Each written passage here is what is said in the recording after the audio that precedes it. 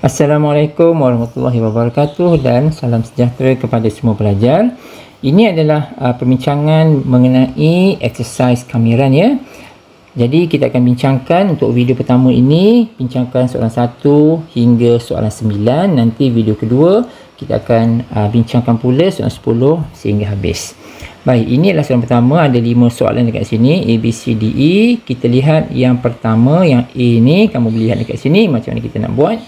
So, ini adalah function dia, diminta kita integrate this function x1/3, 2 tolak x kuasa 2. So, yang pertama sekali kita kena expandkan lah. Kena expandkan yang ini, maka kita akan dapati dia akan menjadi 4 tolak 4x tambah x kuasa 2. Dan daripada sini kita akan darabkan.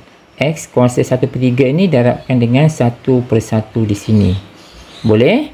So, kita akan dapat yang berikut. Dan hubungan di antara ketiga-tiga ini adalah operasi penambahan dan juga penolakan macam ni lah.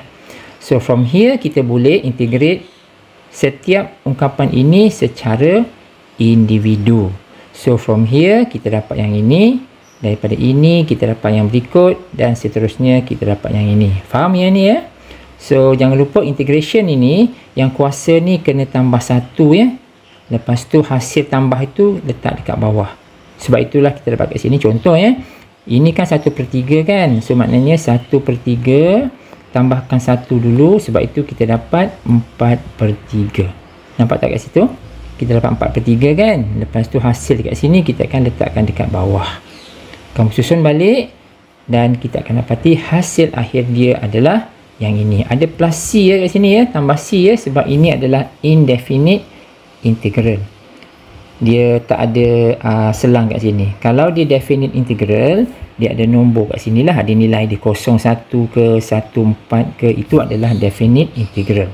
Ini adalah indefinite integral. Maka kena plus C pada jawapan akhir. Boleh? Itu adalah A. Untuk B pula, kamu lihat dekat sini. Inilah B dan kamu boleh lihat solution dia macam ni. Macam mana kita nak buat? Kita akan bahagikan denominator ini 1/1 terhadap numerator. So maksud dia x kuasa 5 per x kuasa 4 tambah 2x kuasa 2 per x kuasa 4 tolak 1 per x kuasa 4. Okey ya, macam tu. Dan simplifykan dia, maka kita akan dapati ungkapan kita yang baru adalah berbentuk yang inilah. So from here baru kita integratekan 1/1. Integrate x, kita dapat x kuasa 2/2 dan seterusnya. Jangan lupa C dekat sini. Boleh ya? Okey. Untuk yang C pula, kita ada yang ini. Kita ada integration of sin x over cos kuasa 2x. Apa yang boleh kita buat adalah kita kena pecahkan kepada dua bahagian. Nampak tak cos kuasa 2 ini? Cos kuasa 2 ini bermaksud cos x darab cos x. Jadi kita kena buat sedikit modification supaya kita boleh buat kerja kita. So jadi ungkapan ini kita pecahkan kepada bentuk yang ini, di mana ini dia akan menjadi 1 per cos x darab sin x per cos x. Jadi perhatikan dekat bawah ini, cos x darab cos x, kita dapat cos kuasa 2x kan. Jadi sebenarnya sebelah kiri ini dengan sebelah kanan merupakan bentuk yang setara. Cumanya dekat sini amat memudahkan kita. Sebab apa? Sebab sin x cos x dia adalah tangent x, betul tak? Lepas tu 1 per cos x dia adalah secant x. Jadi overall kita akan dapati integration dia consist of secant x darab tangent x. Rujuk pada jadual integration, ungkapan ini directly akan memberikan hasil secant x. Boleh ya? Integration of secant x tangent x adalah secant x. Kamu rujuk jadual dan jangan lupa kena ada plus C dekat sini. Boleh ya? Okey, ini adalah C dan D pula macam ni. Inilah D. So, untuk D ini sama macam soalan yang sebelum ini, kita akan pecahkan kepada dua bahagian, di mana secant x bahagikan dengan 2 cos x tambah cos x bahagikan dengan 2 cos x. Jadi kita ada dua ungkapan macam ni kan. Ada dua ungkapan macam ni. Jadi dari sini baru kita bergerak. Maknanya dekat sini secant x per 2 cos x, kita dapat yang ini. Yang ini ya. Yang ungkapan yang satu lagi ni senang sebab kita boleh apa? Cos x ni boleh cancel, betul tak? So dia tinggal 1/2.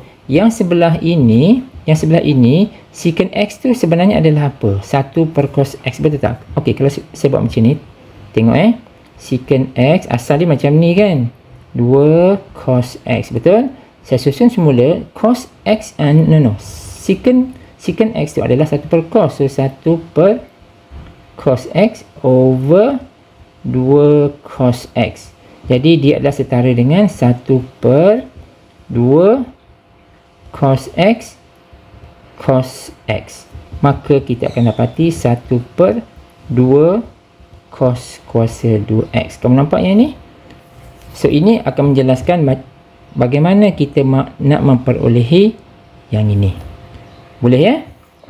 So, kamu nampak ya? So pengiraan tu biar kita buat satu-satu. So ada beberapa langkah yang saya skip. So kamu kena buat lah. So kena buat macam ni ya. So from here baru kita akan dapati 1 per cos kuasa 2 ni is sama dengan secant squared. Yang ni kan. Ini sebenarnya kita naikkan balik, ini kita naikkan balik, dia akan jadi 1 per 2 darab 1 per cos kuasa 2x kan. So ini adalah sama dengan 1 per 2 secant kuasa 2x. Nampak? So ini menjelaskan bagaimana kita nak mendapatkan this part. Boleh? So dari sini barulah kita boleh dapat jawapan. Kita integratekan this part, kita integratekan 1 per 2. Integrate 1 per 2 dapat 1 per 2x kan. Integrate ini 1 per 2 ni boleh letak kat luar sekejap. So integration of secant squared is equal to tangent x. Tengok jadual ya. Tengok jadual bagi trigo. Boleh nak?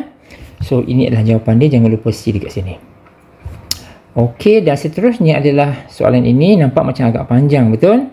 Bahagian yang E ni, kalau kamu perhatikan, yang sebelah kiri ini is normal. Ya, dia normal. Cuma sebelah kanan ini kita kena buat something lah. So, apa yang normal tu? Okey, cuba kita tengok yang bahagian kiri terlebih dahulu ya. Sebab ini ada dua bahagian kan. Ini first part, ini adalah second part. So, we look at first part ini. Macam mana kita nak integratekan these things.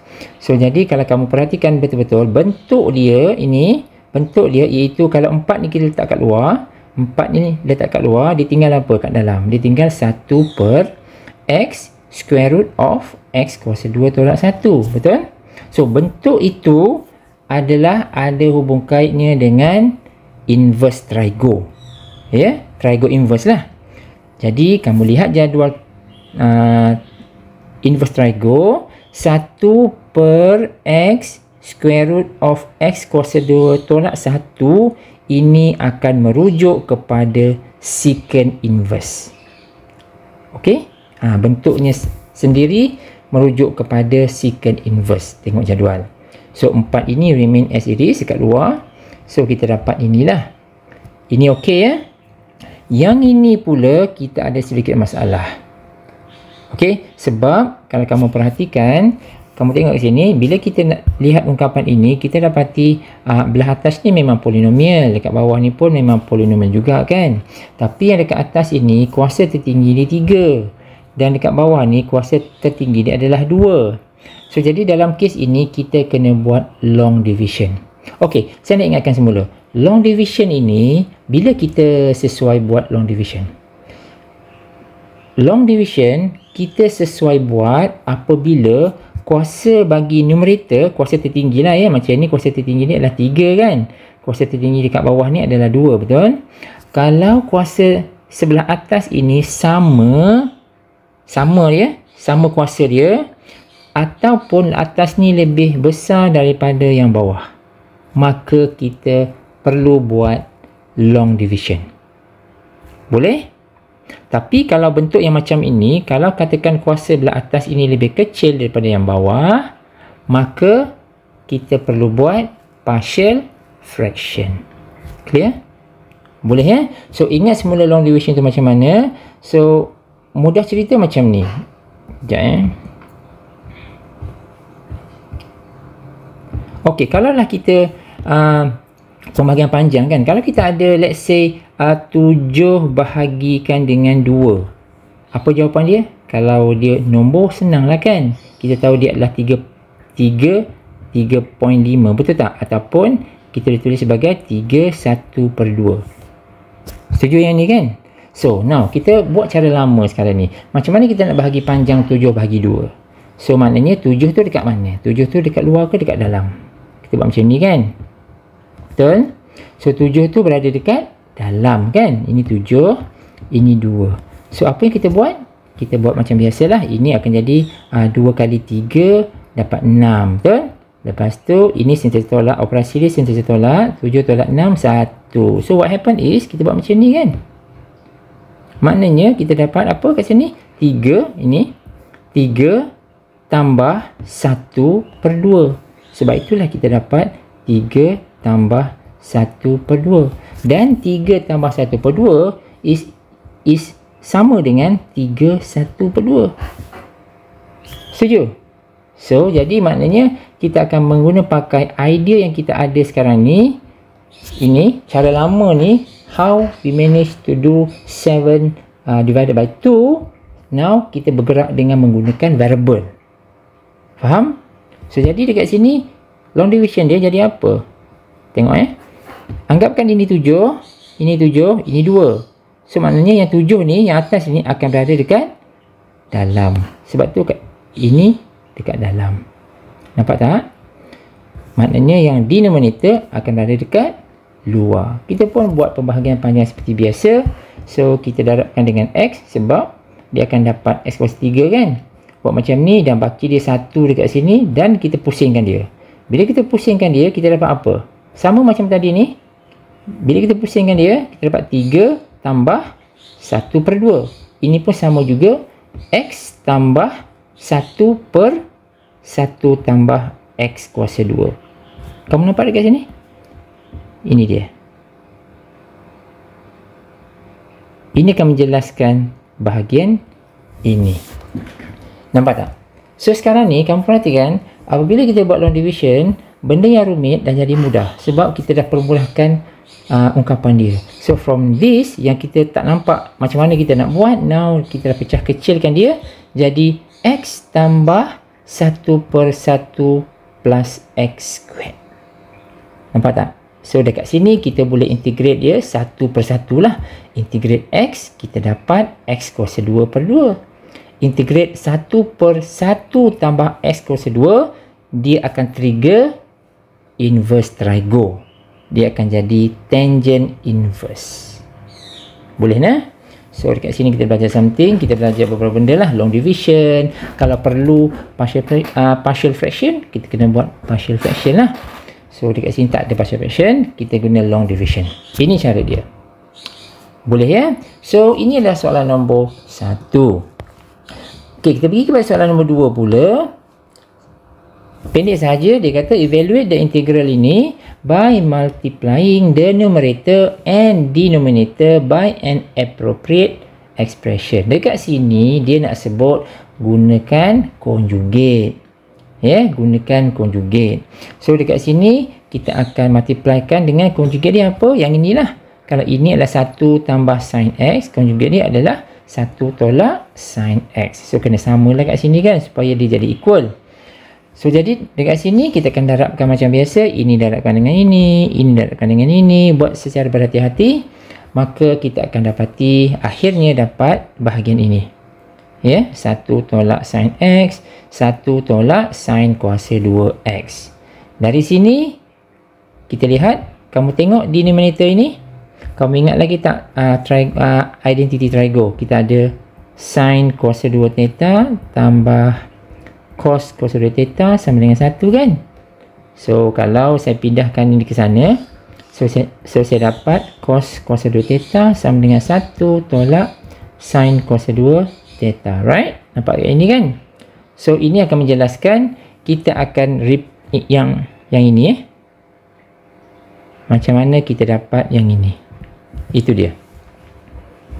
Nampak Daripada 1 tolak sin kuasa 2 theta, kita dapat cos kuasa 2 theta. So dari sini kita guna idea kita yang soalan 1 tadi tu. Ingat tak? Kita ada 1 tolak sin x, bawah ni ada cos kuasa 2x kan? Kita bahagikan 1-1. So maksud dia 1 per cos kuasa 2 x tolak sin x per cos kuasa 2x. Macam ni lah. So jadi kita ada dua ungkapan macam ni untuk kita integratekan dia. Jadi seperti yang kamu nampak dekat sini kan, kita akan integratekan satu-satu. Ini the first part, ini the second part. Nampak? So the first part ini kamu rujuk balik, 1 per cos kuasa 2 theta is sama dengan secant kuasa 2 theta pula. 1 per cos kuasa 2x sama dengan secant kuasa 2x. Kan? Dia sama kat sini. Kita belum integrate lagi. Kita hanya tukar bentuk aja. Dan kalau kamu lihat kepada jadual, integration of secant squared sama dengan tangent x. Yang sebelah ini clear ya. Yang sebelah ini pula saya kata rujuk nombor 1C tadi tu. Ini baru kita buat tadi. Ya, so this part saya tak tunjuk lah. So jadi sebenarnya soalan ini is a long way round. Dia panjang lah sebab bahagian ini pun sebenarnya dah panjang. Soalan nombor 1C tadi kan. So jadi cara dia macam ni. So saya hanya rujuk, buat sedikit notation dekat sini. Rujuklah soalan 1C di atas. Dan kita akan dapati hasil dia adalah secant x. So overall kita dapat ini sebagai jawapan dia. Boleh? Alright, good. Now kita pergi kepada soalan seterusnya, iaitu solve the following initial value problem. So sekarang ni soalan kedua-dua soalan ini diberi apa? dy dx, betul tak? Dia punya derivatif. Dan ini adalah nombor yang A, ini adalah B. Sekarang ni by looking at the initial value problem, apa syarat yang dia bagi? Nampak tak? Dia bagi y. Kan? Dia bagi y. Bukannya y prime. Jadi bila dia bagi y dekat sini tak ada y. Sini adalah f prime. So macam mana y prime? So daripada y prime, macam mana kita nak dapatkan y? Kita kena integratekan dia. So maknanya macam ni lah. Kalau kita bila kita belajar differentiation kan, so kita ada f. Bila kita integratekan, kita dapat f prime, betul tak? Tapi dari f prime, kalau nak dapatkan f, kita kena integrate, betul tak? So inilah yang kita perlu buat sekarang ni. Maksud dia kita integratekan f prime, definitely kita akan dapat f. F tu sama dengan y lah kan? Sebab y sama dengan fx kan? So jadi kalau kita dapat f sahaja, barulah kita boleh gunakan syarat ini. Sebab syarat ini dia y. Y1 sama dengan kosong. Ini bermaksud apa? Ini x kan? So mana x sama dengan 1, maka y sama dengan kosong. Betul tak? So jadi kita nak tak nak, kita kena integratekan juga f prime tersebut. Ini adalah f prime ya. dy dx ini adalah f prime ya. So kita nak dapatkan y, kita kena integrate. Jadi inilah cara dia, macam mana kita buat. Nampak ya? So dekat sini kita kena integratekan dy dx, kita dapat y. Y tu sebenarnya fx lah. Boleh? So ini integrate sebelah sini, yang ini pun kena integrate jugalah. So ini kita dapat y. Lepas tu this part kita kena integratekan satu persatu. Macam mana kita buat? Sama macam soalan yang pernah kita buat. Kita akan pecah kecilkan. Itu x bahagikan dengan square root of x tambah 1 bahagikan dengan square root of x. Sebab itu kita dapat ini. Ini kita belum integrate lagi ya. Saya baru simplify baru satu persatu. So from here, barulah kita integratekan dia. And finally, we are going to obtain this function. Ya. Persamaan inilah. So jadi now, kita ada c kat sini kan. Kenapa ada c? Sebab dia adalah indefinite integral. Whereby ini dia tak ada. Dia tak ada limit kan, dia tak ada upper limit, dia tak ada lower limit kan, dia tak bagi nombor kat sini. So jadi sini kita kena guna syarat yang diberi. Yang tadi tu apa? Dia kata y1 sama dengan kosong. Y1 sama dengan kosong kan. So kita akan gunalah yang itu. So now ini adalah cara kita tunjukkan when y1 equal to 0, we know that x sama dengan 1, y sama dengan 0. Substitute into here. Masuklah. Yang penting kita dapat nilai C tu. Yeah. So kita gantilah. Ganti kat sini. And finally, we are going to obtain the value of C, which is minus 8/3 kat situ. Bila dah dapat ini, cerita kita jadi senang. Masukkan semula kepada dekat atas ini, job done. Clear? So ini adalah jawapan kita lah ya. Jawapan akhir kita yang color merah ni lah. Boleh? So, benda yang sama kita akan buat untuk B pula. Cumanya B dekat sini, kita berdepan dengan apa? Long division. Kenapa long division? Sebab, ataupun kalau kamu tak nak buat long division, ada tak cara lain selain long division yang kamu boleh solve yang ini? Itu je soalan saya. Kalau ada, go ahead. Okay? Kalau tak ada, kita boleh guna long division atas alasan kuasa dekat atas, denominator ini 2 kan? Kuasa tertinggi bagi X. Yang dekat bawah pun 2 juga. Saya dah sebut tadi, kita boleh guna long division kalau kuasa atas bawah ni sama ataupun kuasa ke atas ni lebih besar daripada kuasa yang bawah. Okey eh? So, ini adalah cara dia dan inilah macam tadilah. Macam mana kita buat soalan yang sebelum ini yang melibatkan long division, inilah cara yang sama kita buat sekarang. 7 divided by 2. You know how to do it? Then replace it with variable. Cara yang sama kita akan gunakan untuk dapatkannya. Clear? So, diringkaskan cerita daripada long division, kita dapat ungkapan ini. Okey, dapat yang ini. Maka kita boleh integratekan dia satu persatu. Iaitu integration of 1 tolak integration of 2 per x kuasa 2 tambah 1. So again, kita bertembung dengan inverse trigo. Ya, kita dapat tangent inverse kat sini. So macam ni lah. So ini baru satu. So we need to know the C value. Jadi kita akan masukkan syarat. Manakah syarat dia? Ini syarat ni memang diberi Ini memang diberi. Jadi masukkan syarat ini ke dalam atas ini untuk kita dapatkan nilai C. So inilah cara dia. Kamu buat, kamu akan dapati nilai C yang kita perolehi adalah pi tolak 1. Boleh? So kamu tengoklah ini ya. So once kita dah dapatkan nilai C, maka kita substitute again this into here. Then job done. Selesai semua. Boleh ya? So itu adalah soalan ini. Now kita pergi kepada soalan nombor 4. Nombor 4. So okay, dia kata apa? Nampak kat sini. Dia tulis apa kat sini? Find a function of f such that f double prime bla bla bla bla bla. Ini nampak tak kat sini? Ini soalan ni daripada f double prime ini diberi. Tapi dia suruh kita mencari function f. Nampak tak? Kita kena integratekan berapa kali? Integratekan 2 kali. Sebabnya sekali kita integratekan f double prime, kita dapat f prime. Lepas tu kita tak boleh stop f prime kan, sebab soalan tu nak cari f. So maknanya kita kena guna sekali lagi integrate f prime baru dapat f. Ini yang kita nak sebenarnya. Nampak ya struktur dia macam mana? Baru kita boleh plan apa nak buat kalau kita tahu soalan tu nak apa. Jadi adalah syarat yang diberi. Syarat itu yang inilah. Kita akan take note yang ini. Kita akan gunakan somewhere untuk kita teruskan kita punya kerja kita. Okey, kita start dengan perkara nombor 1, iaitu yang inilah. Kita kena integratekan f double prime ini. So jadi function memang diberi function f double prime tu dah diberi x tambah cos x.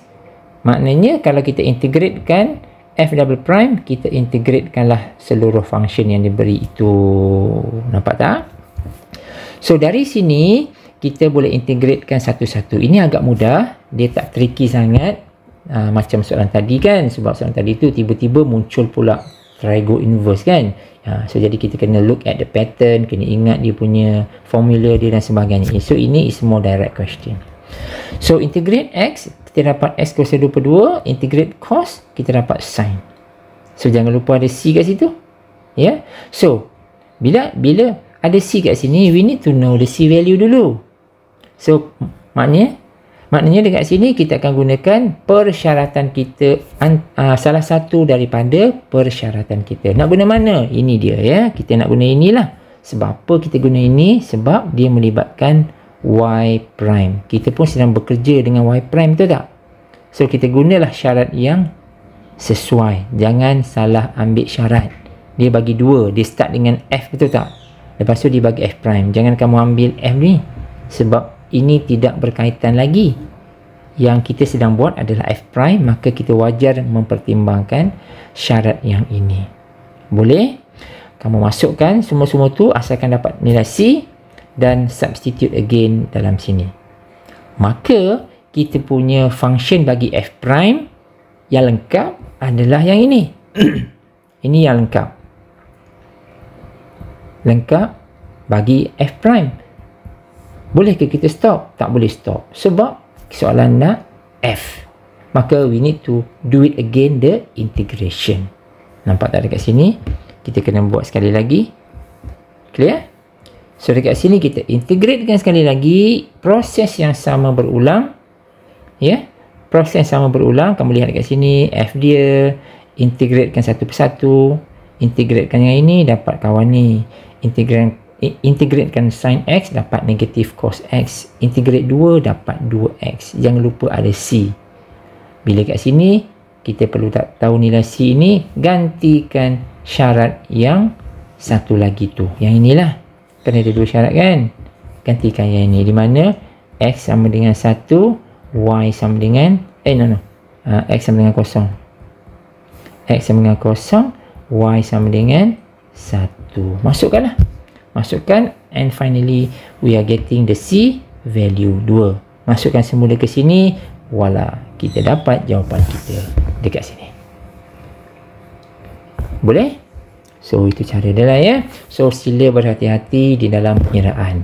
Saya tahu yang kamu boleh buat, pengiraan jangan salah. Rugi kat situ ya.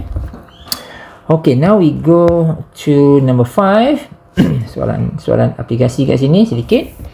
So kamu boleh baca kat sini, dia sebut apa kat sini? Dia kata dia bagi slope. Apa tu slope? Ingat balik, slope tu apa? dy over dx, betul tak? Kecerunan kan, dy over dx ataupun f prime lah.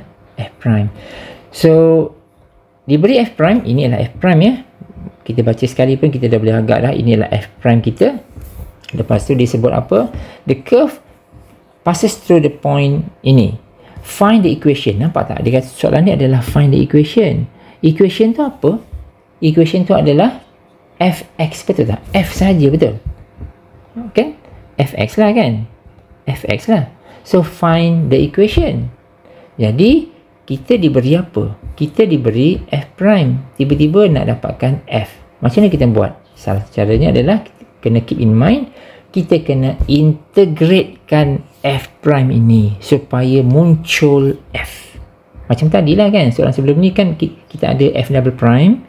F double prime, kita integratekan dia, kita turunkan dia punya derivatif kan, dapat f prime. So kita integratekan f prime, kita dapat f. Same goes to this question. So bila nak guna ini, kejap lagi kamu akan tahu. Ya, information dia hanya dua je sebenarnya. Ya, dia bagi f prime, dia bagi koordinat. Ini adalah koordinat x, ini adalah koordinat y. Betul? Lepas tu ini yang kita nak cari adalah f ataupun y lah ya. Ataupun y lah. Or y lah kan. So jadi kena take note dekat situ. So first thing yang perlu kita buat adalah kita kena integratekan f prime tu dulu. So kita munculkan f kita sekarang ni. So once kita dah buat macam ni, kita akan integratekan dia, maka kita dapat yang inilah ya. So seperti biasa, bila sampai sini we need to know the C value. C ni kenalah kita tahu, tapi macam mana kita nak tahu nilai C ni? Kita lihat soalan, apa info ekstra yang kita ada. Info yang kita ada adalah we are given what? We are given this, iaitu we are given x sama dengan negatif 2, y sama dengan 8, correct? So we need to use this information. Jadi kita susun balik semula. Kan kita baru dapat f kan? Ini adalah fx sama dengan yang inilah. Tapi fx ni kan sama dengan y. So kita susun yang ini. So from here, dari sini baru kita bergerak. baru kita gunakan syarat. Gunakan syarat ya. Kita gunakan syarat. Syarat yang titik tadi tu lah. Negatif 28 tu kan. So kita guna yang itu. Substitute everything. You substitute here. Masukkan ini. Masukkan yang X tu. Nilai-nilai dia. Kita akan dapati nilai C kita adalah 25/3. As you can see here. Dapat saja nilai C. Selesai kerja kita. Ganti masuk balik ke atas. Kita dapat yang ini. Settle. Boleh? Okey, settle yang ni ya. Nombor 5 settle. Okey, dan nombor 6. Dia dah bagi guideline kat sini. Use the identities. Yang ini. Yang ni ya. Bila dia sebut macam ni, nak tak nak kita kena gunakan juga dekat sini. Kena guna pakai. Jangan buat cara sendiri kalau soalan tu dah bagi hint macam ni. Ya. Memang saya akui untuk buat ini sebenarnya ada cara yang lain. Ya, tapi sebenarnya cara itu pun more or less lebih kurang sama juga sebenarnya approach dengan yang diberi ini. Tapi since soalan ini telah pun memberi kita syarat ini, maka kita akan guna. Itu je. Boleh ya?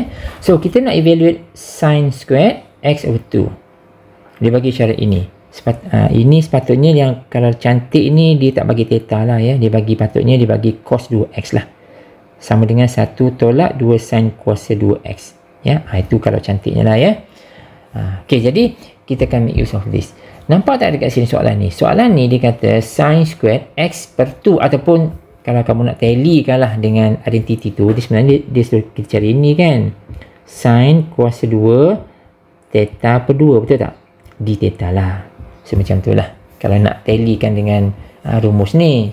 Ya, rumus identity ni. Jadi, cuba kita perhatikan sini. Ini adalah theta per 2 tau. Ini adalah theta per 2.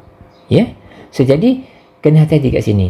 Daripada soalan identity kat sini, kita tak nampak lagi theta per 2 tu muncul macam mana. Yang pentingnya adalah, kita ada sin squared. Ini. Sin squared ini kita akan dapati dari sini tau. Sini kat situ. Dan satu lagi perubahan yang kita kena jelas bahawa daripada identity tu sin theta ni sin squared ni sin squared theta. Tetapi dekat sini sin squared theta per 2. So dekat sini kena modify sikit. Jadi saya tunjukkan dekat sini macam mana kita nak buat. We start from the given identities. The clue yang dibagi tu iaitu cos 2 theta sama dengan semua-semua ni lah. Okey. So, jadi kita nak dia apa? Kita nak dia sin theta per 2 kan? Nampak kat sini? Macam mana the triangle tu berubah. Kalau sini 2 theta, kita bahagikan 2 pada theta tu, dia akan jadi theta, betul tak? 2 theta bahagi 2, kita dapat theta per 2. Jadi, theta per 2 kat sini, kita ubah dekat sini, dia kontrol kat mana? Jangan ungkapan sebelah kanan ini kamu bahagikan 2 semua ya. Salah ya. Kita hanya bahagikan this part. Ini, kita bahagikan ini dengan 2, betul tak? 2 theta bahagi 2 dapat 1, betul tak? 1 theta lah. So, maknanya dia akan kontrol dekat sini. Nampak tak arah nak panah ni? Maka theta yang kamu nampak itu akan terubah di situ sahaja. Dia akan menjadi theta per 2. Nampak? Sekarang ni, kamu dah nampak tak? Sin squared theta per 2 tu muncul dekat mana sekarang? Boleh? So, bila dah dapat ini, kita ubah-ubah lah. Kita pindah-pindah lah semua sekali. Kita pindahkan semua. Maka kita akan dapati ungkapan kita yang kita nak guna adalah 1 per 2, 1 tolak cos theta. Maksud dia, kalaulah kita nak integratekan sin kuasa 2 theta per 2, sebenarnya kita nak guna yang ini, yang belah kanan tu. Iaitu kita nak integratekan 1 per 2, 1 tolak cos theta. Cuba kamu tanya diri kamu sendiri, yang mana lebih mudah? Kita nak integratekan yang ini ke ataupun yang ini? Tentulah kita akan menggunakan ungkapan sebelah kanan tu kan? Sebab sin squared ini setara dengan yang ini. Di mana yang sebelah kanan ini jauh lebih mudah untuk kita buat integration tu. Boleh? Jadi sebab itulah kita dapati integration yang perlu kita buat adalah kita ambil kesetaraan dia untuk sin squared tu, kita actually kita akan integratekan yang ini. Nampak? So ini jauh lebih mudah, maka hasil kita adalah yang color merah ni lah, ataupun setara, sebab mungkin ada pelajar yang akan darab masukkan 1/2 ni ke dalam kan, tak apa, itu tak ada isu. ok, so itu cara macam mana kita nak make use of the given information dekat atas. So yeah, so soalan ini agak variable agak banyak, dia ada banyak variasi dia. So kita ambil manfaat daripada soalan ini. Baik, nombor 7. Nombor 7, dia kata determine the integral using the given substitution. ok, so jadi kalaulah soalan ini tak sebut by the given substitution pun, kamu memang kena guna substitution approach. Ya, kaedah penggantian bagi integration. Kan dia ada dua kan, ingat tak? Dia ada substitution dan dia ada by parts integration. Ingat tak? Ada dua tu kan. So ini adalah substitution. So dia dah bagi kat sini, tak apalah, dia dah bagi, kita guna sahaja. Boleh? Kita ada A dengan B kan, kita cuba A dulu. Ini adalah soalan dia. So kita diberi yang ini dia suruh guna U sama dengan sin pi theta. Kita guna je lah. Ya, kita guna. Kita guna je. Okey, so idea dia adalah, kamu nampak tak variable yang kita gunakan dekat sini adalah apa? Okey, cuba tengok A kat sini Kamu tengok A dekat sini variable dia A dengan B samalah. No. B ni variable dia X. So sekarang ni variable bagi A adalah theta, betul tak? Sebab dia d theta kan. Okey, kita akan gantikan, the whole idea adalah kita akan gantikan theta ni menjadi U. Clear? Theta ni, segala theta yang ada ni macam ni kan, kita akan gantikan dia, all the variable akan jadi U. Yeah? So yang B pun sama, variable yang control dia adalah X. Right? So now we are going to change the X ni jadi U. So the entire, okay, macam A, the entire ini, semua ini akan jadi U. Yang B ni pun akan jadi U. Kamu tak percaya? Cuba kita tengok kejap. Kejap Ini soalan dia kan? Ini soalan dia dalam sebutan theta, betul tak? Cuba kamu tengok sini. Last kali kita integrate apa? Nampak? Kita integrate U kan? Sebab kita dah tukarkan dia. Ini yang kita maksudkan penggantian. Faham? So yang ini pun sama juga. Kamu tengok kat sini. Soalan asal bagi B adalah X, betul tak? Sebutan ni kan? Dia punya variable dia adalah X. Tapi last kali cuba kamu tengok. Kita nak integrate apa? Kita integrate U, betul tak? Sebab formation dia jauh lebih mudah setelah kita buat penggantian. X kepada U.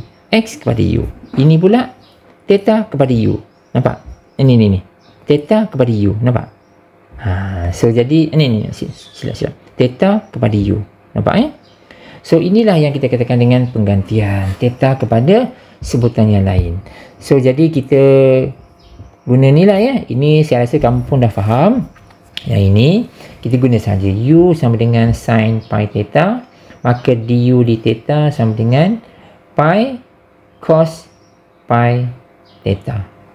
So kena ingat jugalah sedikit-sedikit tentang differentiation.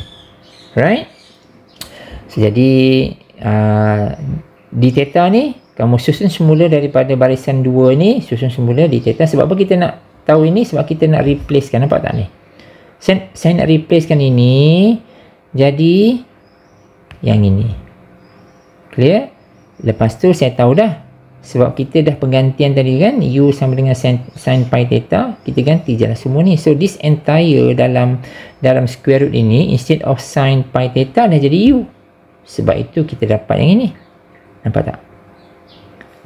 Kenapa saya remainkan cos pi theta? Kenapa saya tak buat penggantian? Boleh buat penggantian, sepatutnya kena ganti, tapi tunggu dulu. Sebabnya apabila saya gantikan d theta tu dekat sini, kamu perasan tak kita boleh simplifykan dia? Ini boleh cancel, ini boleh cancel. Nampak tak? So cos pi theta sebenarnya kita remain dulu kat sini, jangan usah apa-apa dulu, sebab kita boleh somehow cancelkan dia. Apa yang tinggal? Yang tinggal adalah pi kat bawah ni kan. Pi kat bawah ni, lepas tu kat atas ni du, lepas tu square root of u. Nampak? So pi ni tak ada kaitan, tendang dekat luar, letak dekat sini. Nampak? So yang tinggal adalah square root of u du. Square of u adalah u kuasa 1/2 kan, du. Nampak tak? Kita akan integratekan benda yang mudah sekarang ni. Boleh? So di sini kita dapatlah integration kita macam ni, dan akhirnya kita dapat yang ini.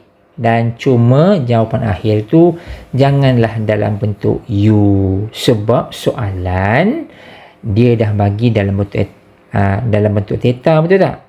So kita ganti semula. U ni kita ganti semula. Mana u? Ini dia u yang dalam kotak ni, nampak tak? U ni kan kita dah gantikan asal kan, iaitu sin pi theta, betul tak? So gantikan semula, jangan kekalkan dia dalam sebutan u yang kita ganti tadi tu. Kita ganti semula u tu. Boleh? So dapatlah yang ini. Yang saya gariskan ni adalah u lah. Ini yang ni. Oh. Ni. Itu adalah u. Ya? U 3/2 lah. So benda yang sama berlaku pada b. Kamu boleh lihat lah ya.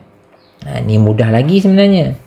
Yang dalam kotak sebelah kanan ini adalah macam mana kita nak dapatkan dia punya tu lah. Kita nak replacekan semua-semua tu, u, du dx sama macam tadi, dan all this information akan kita substitutekan ke dalam soalan asal. Nampak So mana yang boleh kita gantikan semua. So jadi dekat this part yang seperti kamu nampak ni, ini jadi u, dx ini jadi du per cos x. Cos x ini nak sentuh tak? Biar dulu, sebab kita gantikan dx dulu dengan ini, di mana kamu akan perasan yang cos x ini automatik akan terhapus dekat sini. Boleh?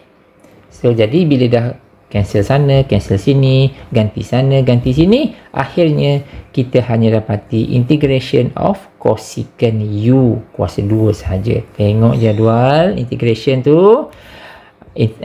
Integration of cosecant u ataupun cosecant x, cosecant theta, whatever lah ya. Cosecant kuasa 2 dia akan beri kita jawapan negatif cotangent. Cosecant squared, integration of cosecant squared adalah negatif cotangent. Boleh?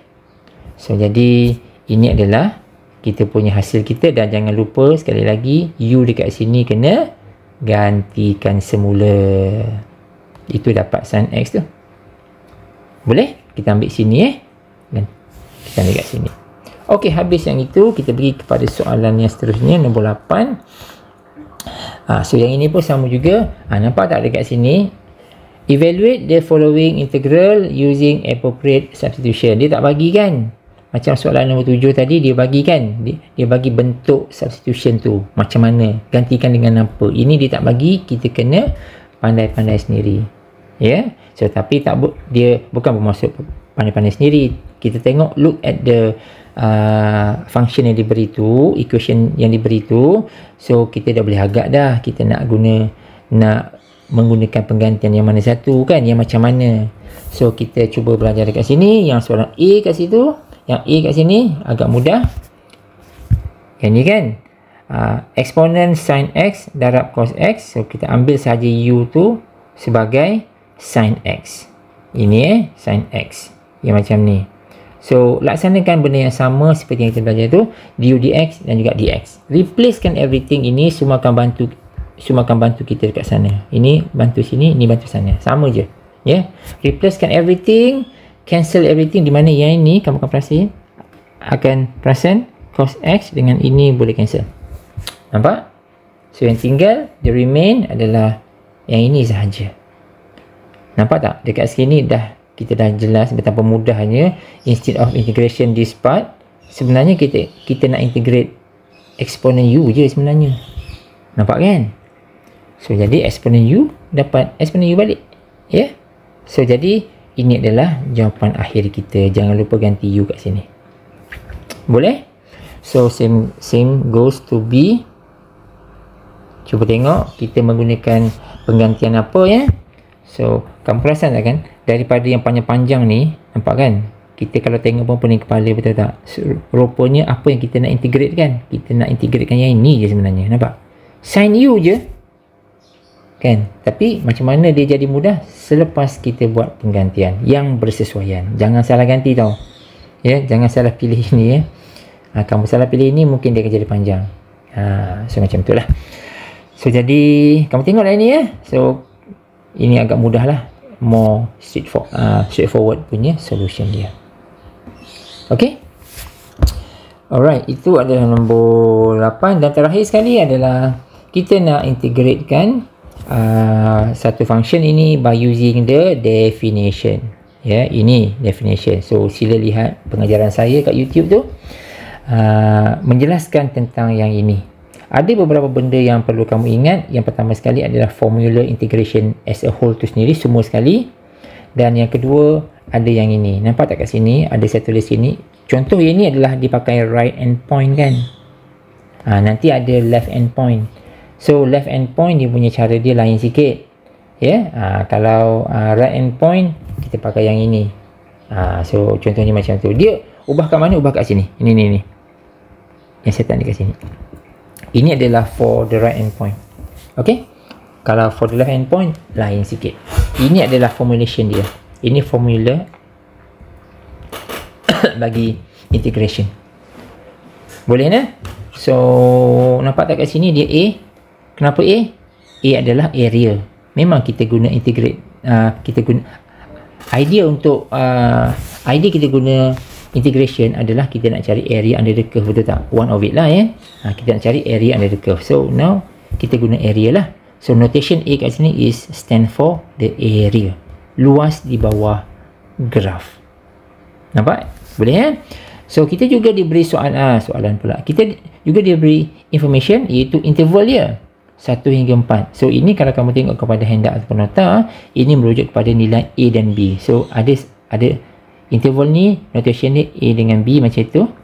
So jadi from here kita dah tahu dah A sama dengan 1, maka B sama dengan 4. Kita akan guna ini.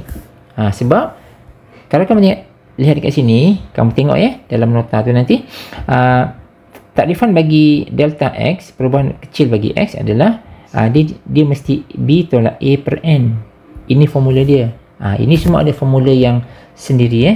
Ada formula dia ya. So kamu rujuk rujuk pada handout. Dan ini kita guna pakai terus dalam discussion untuk exercise. Okay.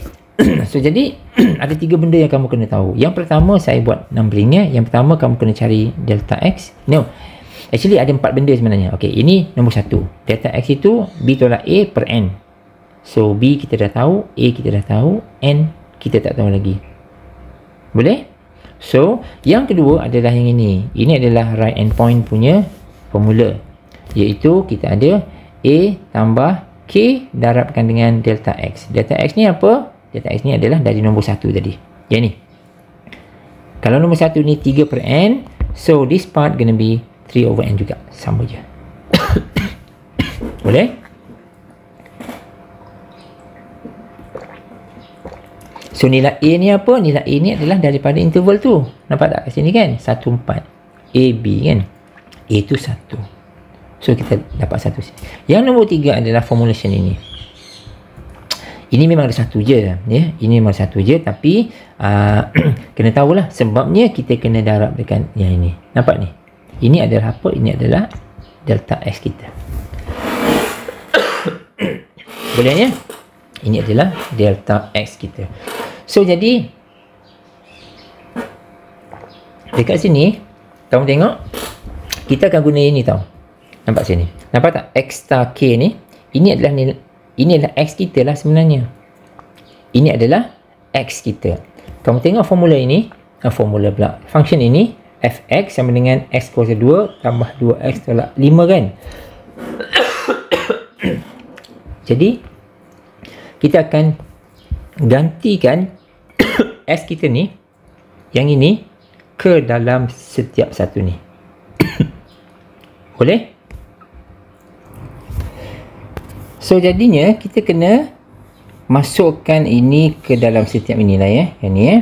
So agak panjang lah. Jadi ini dia yang kita nak buat sekarang ni. Nampak tak kat sini? Ini sebenarnya X kuasa 2 tau. Yang ini adalah X kuasa 2 tau. Nampak tak? Lepas ni ini adalah 2X bukan? So yang X tu kita kena replacekan. Ini yang X ini replacekan dengan 1 tambah 3K per N. Nampak tak kat sini? Yang ni pun sama juga. Bila dah ganti, jangan lupa kena darabkan dengan delta X. Delta X kita pun dah ada dah, iaitu 3 per N tadi kan. Masuk kat sini. Ni nampak a long way around. Tak boleh buat apa-apa. Memang ini cara dia. So bila dah dapat macam ni, kena darab lah. Yang ini kena expandkan dia, ini kena darab masuk dan sebagainya. Susun semula sehingga kamu akan dapati bentuk yang macam ini. Right? Bentuk yang macam ini. So jadi bila dah dapat ini, tak habis lagi. Susun semula. Sebabnya kalau kamu tengok kat sini, ini ada apa ni? Ini ada dekat luar ni 3 per N kan, ada 3. So kalau ini nampak nak 1 tambah 2, 3. 3 tolak 5, 3 tolak 5, negatif 2 kan? Negatif 2 darabkan dengan 3 kat luar ni dapat negatif 6. Betul tak? Negatif 6 per N lah. Sebab tu kita dapat yang ni. Nampak tak? Negatif 6 per N. Nampak tak? Ya? Yeah? So kamu buatlah sedikit pengiraan dekat sini. Boleh ya? Buat sedikit pengiraan. Sama jugalah yang yang ini kan. Macam mana dapat 27 ni? Mana datang dia? Kamu tengoklah ini. Ini 9K kuasa 2 per N kan. So 9 darabkan dengan 3 kat situ dapat 27. So kamu mungkin bila kamu expandkan barisan yang ini, mungkin kamu buat cara kamu yang sendiri. Mungkin tak sama dengan saya ni kan. So tak apalah yang itu. Kamu susun elok-elok aja. Susun elok-elok. Kamu darab balik yang mana-mana perlu dan sebagainya. Cuma yang paling penting adalah apabila kamu susun semula, ini this part is terpulang kepada pelajar. Tak kisahlah. Ini terpulang kepada pelajar macam mana kamu buat. Mungkin kamu ada 4 baris penyelesaian ke apa ke. Yang itu tak kisah. Yang pentingnya adalah yang ini. Iaitu apabila sampai kepada satu peringkat, kamu akan dapati muncul dia yang K tu. Kita fokuskan kepada K. So this part kita ada 27 per N kuasa 3 K kuasa 2. Yang ini 36 per N kuasa 2 darab dengan K. Yang ini tak ada K lah kan. Yang tak ada K tu tak apalah. Biarlah situ kan. Yang K tu akan muncul. K ke, K kuasa 2 ke, ataupun K kuasa 3 ke. Okey. Bila kita dapat K ni, maka inilah nombor 4. Tadi saya sebut kamu kena tahu 4 benda kan. Ini nombor 1, ini nombor 2, ini nombor 3. Nombor 4 adalah ini. Nombor 4. Iaitu kita kena replacekan dengan kembangan bagi K. Okey, kembangan bagi K. Rujuk nota, rujuk YouTube, ada kembangannya masing-masing. Kalau K sama dengan apa? Kalau K kuasa 2 sama dengan apa? Kalau K kuasa 3 sama dengan apa? Ada kembangannya yang tersendiri. Copy and paste sahaja. Contoh, kalau kita nampak K, kita replacekan dengan yang ini. Kalau K kuasa 2, kita replacekan dengan yang ini. Kenapa kita replacekan dengan itu? Ada dia punya pengiraan dia sebelum-sebelum ini. Ya, now kita replacekan saja. Penting tak replace tu? Tentulah penting. Sebab apa? Sebab apa? Cuba kamu tengok limit dekat luar tu. See here, from the beginning, daripada formula asal pun, limit tu dia letak apa? N approaches to infinity, right? Dia N kan? Kalau semuanya N, maka by right, semua ungkapan dekat sini sama ada dia suatu nombor ataupun dia mesti dalam ungkapan variable N. Baru kita boleh cerita. Tapi dekat sini kan ada K kan. Ada K kat sini bla bla bla semua ni kan. So maknanya we should replace K dengan suatu ungkapan yang mengandungi N. Tapi kita tak boleh replace sekarang dekat sini. Kita kena replace selepas kita simplify everything. Semua ni sampai kat sini dah tak boleh nak buat apa dah. Baru kita replacekan K tu dengan N. So kamu perasan tak dekat sini? Saya padam kejap ya. Kamu perasan dekat sini, K kuasa 2 dah replacekan dengan yang ini. Nampak tak? Apa yang ni? Semua dalam sebutan N. Betul tak? So ini yang kita nak sebenarnya. Ini pun sama, replacekan dengan sini. Yang ini perlu buat apa-apa tak? Tak perlu. Copy and paste, duduk diam-diam kat sini dulu. Boleh? So dari sinilah baru kita buat sedikit pengiraan sekali lagi. Bukan pengiraan lah, tapi algebraic manipulation dekat sini. Kamu tengoklah kat sini macam mana saya buat. Ya, sebab yang paling penting adalah kita nak evaluate dia. Ini luar ni kan ada limit kan. Kita kena kira limit bagi ini, kena limit bagi ini, kira limit bagi ini. Yang ini senang lah. 6 per n, kalau n to infinity, so 6 per infinity is 0. Nampak tak kat sini? Kosong. Ini senang. Kan? Cuma yang ini nak tak nak kita kena expandkan dia lah. Macam mana kita nak evaluate this kind of limit? Yang macam ni kan? Sebab kalau kita ganti masuk terus, kita dapat infinity over infinity. Yang ini pun sama juga. Infinity over infinity. Kan? So jadi kalau infinity over infinity, kita kena buat something. Ingat tak? So jadi kita kena buat sedikit manipulation kat situ lah, kat sini. So jadi ini adalah salah satu cara dia. Mungkin kamu ada cara yang kamu yang tersendiri, tak kisah, pun boleh digunakan. So dekat sini kamu boleh lihat macam mana saya buat.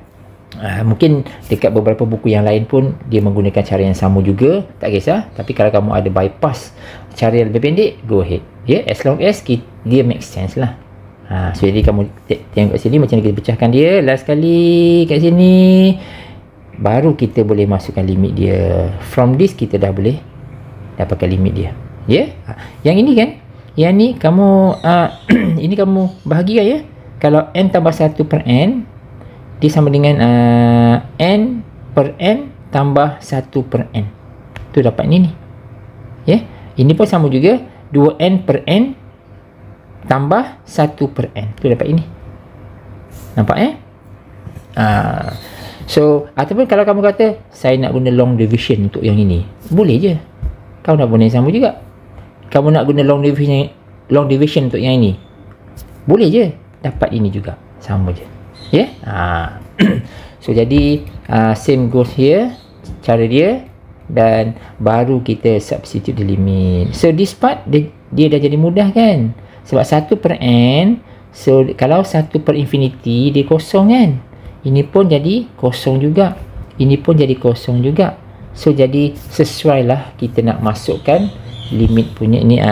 Pasal limit dia n sama dengan infinity. So since kita dah ada bentuk yang cantik macam ni, kita masuk infinity, kita dapat kosong. Dan ini adalah jawapan akhir, dan area kita adalah 27.